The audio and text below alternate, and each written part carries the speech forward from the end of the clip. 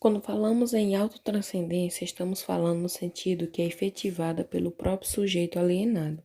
Isto é, a superação deve ser por obra dos próprios trabalhadores assalariados e não de governos, partidos ou sindicatos.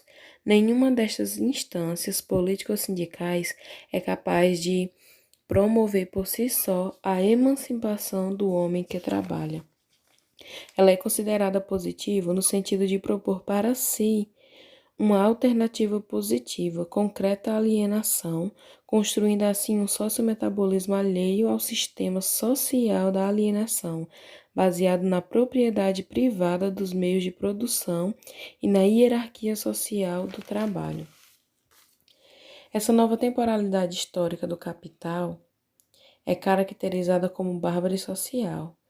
Essa conjuntura histórica que emerge da processualidade contraditória da ordem hipertardia do capital, caracterizada pela vigência plena do trabalho abstrato e pelo fetichismo da mercadoria, com suas implicações no plano de consciência social, tendem a alterar significativamente o registro da luta de classes, isto é, alterou-se efetivamente no decorrer do século XX, principalmente no pós-guerra e na etapa de crise estrutural do capital.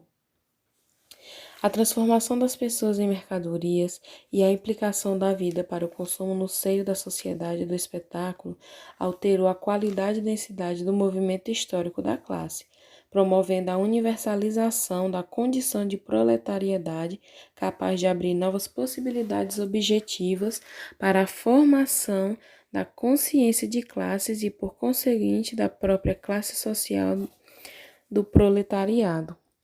Na época da crise estrutural do capital, coloca-se com radicalidade e insustentabilidade histórica do capital como um modo de controle estranhado do metabolismo social e, ao mesmo tempo, a possibilidade efetiva de permanência da ordem burguesa global, na medida em que não se põem elementos necessários para a própria transcendência, instaura-se a bárbara social como uma das possibilidades de apostas de permanência crítica da ordem burguesa.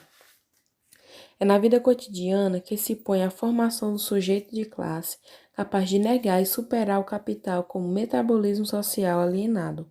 A revolução social como processo de transcendência positiva da alienação implica a formação da classe, isto é, processo de subjetivação ou por formação de sujeitos humanos capazes de autonomia radical. Eis o campo da moralidade propriamente dita, onde se constrói de baixo para cima a nova ordem emancipada do capital. Portanto, podemos dizer, na perspectiva do marxismo radical, que o problema da transição é o problema de produção da série de condições materiais de existência capazes de permitir o comunismo como a sociedade de homens livremente socializados. Materialidade que implica necessariamente a produção dos sujeitos humanos, capazes da autotranscendência positiva da alienação. É ilusão acreditar que isso possa ocorrer se ocorrer sem uma evolução histórica longa e penosa. A obstaculização e o retardamento desta longa e penosa, mas necessária evolução histórica denomina-se bárbara social. É o tempo em que vivemos.